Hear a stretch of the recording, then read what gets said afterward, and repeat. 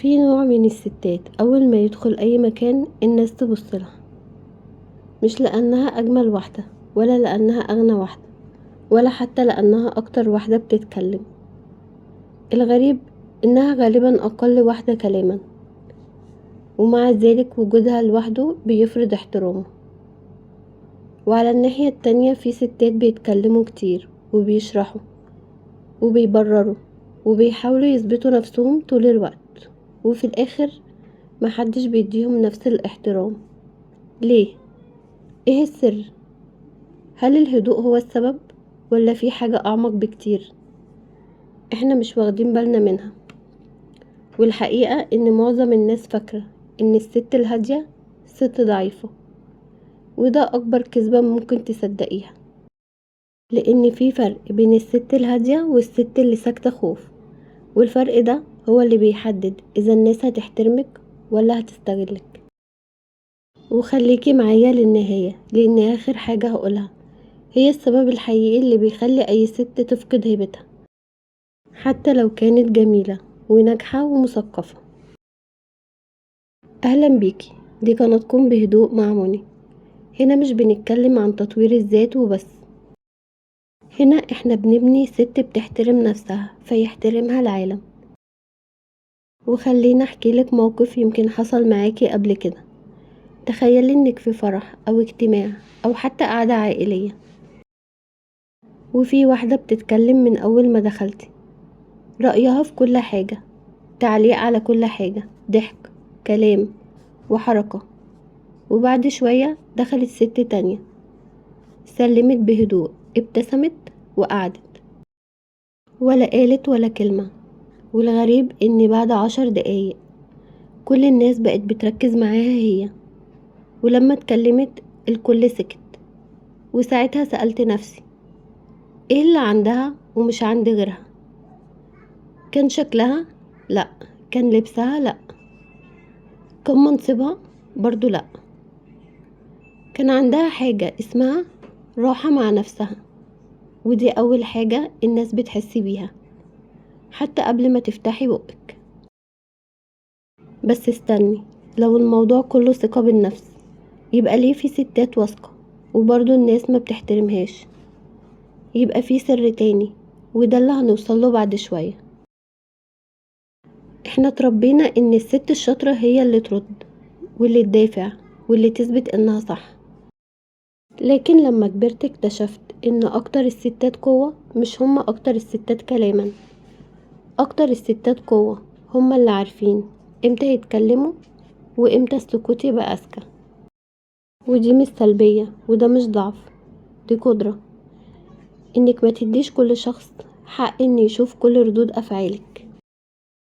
لكن هل معنى كده ان الست الهادية عمرها ما تزعل ولا عمرها ما ترد ولا عمرها ما تحط حدود؟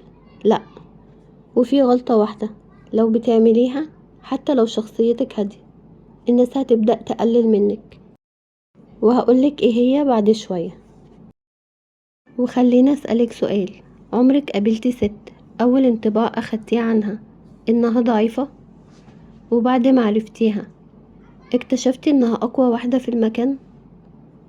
وفي المقابل قابلتي حد صوته عالي وبيتكلم بثقة، لكن اول مشكلة وقع فيها انهار. هنا هتفهمي ان القوة ملهاش علاقة بالصوت، القوة لها علاقة بالثبات.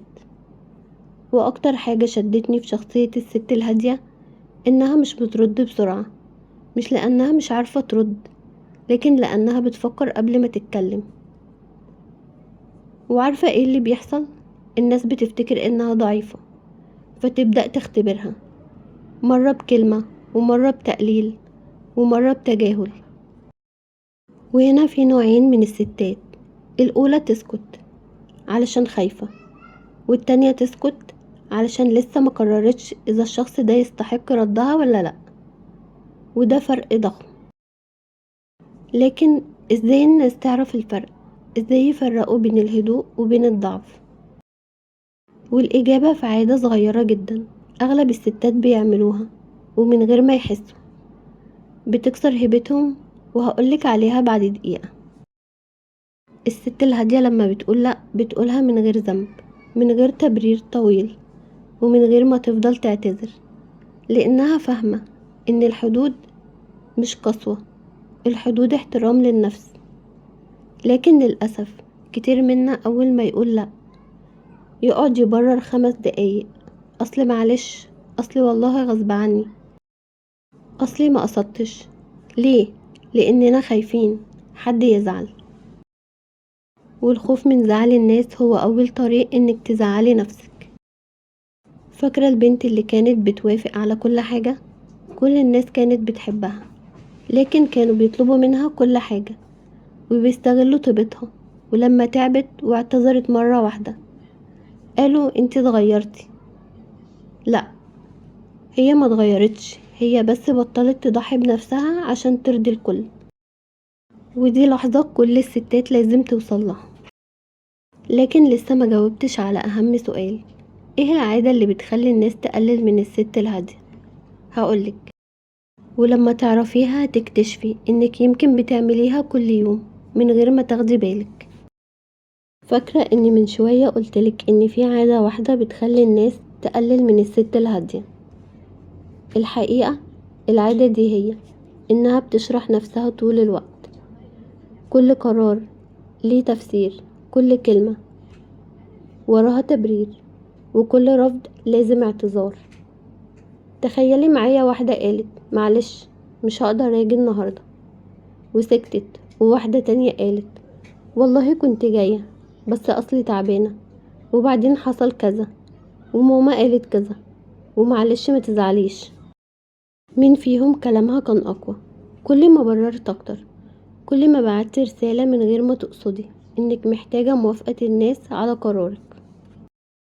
اما الست الهادية الواثقة بتحترم قرارها، وعشان كده الناس بتحترمها.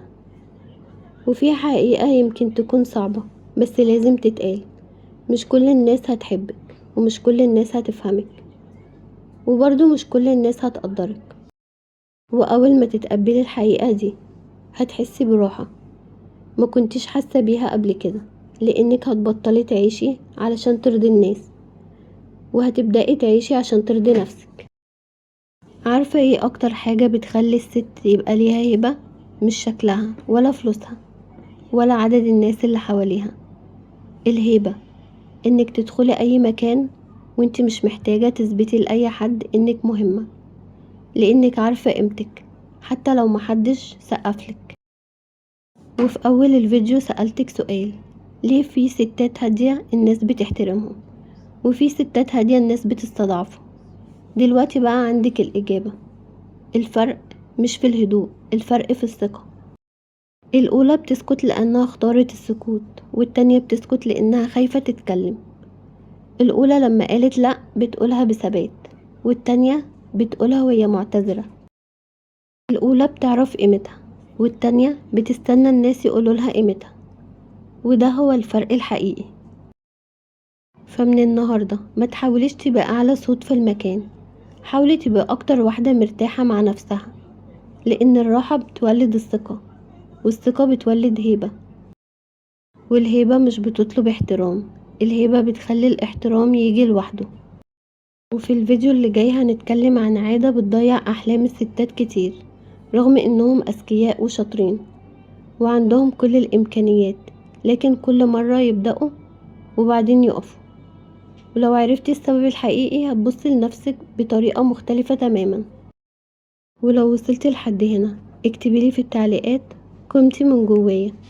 ولو حسيتي ان الفيديو غير فيكي فكرة واحدة يبقى ما تنسيش تشتركي في قناة بهدوء مع منى، لان دي رحلتنا لسه في اولها. وهفكرك دايما بحاجة، المرأة القوية مش اللي صوتها عالي، المرأة القوية هي اللي سلامها الداخلي اعلى من ضوضاء العالم.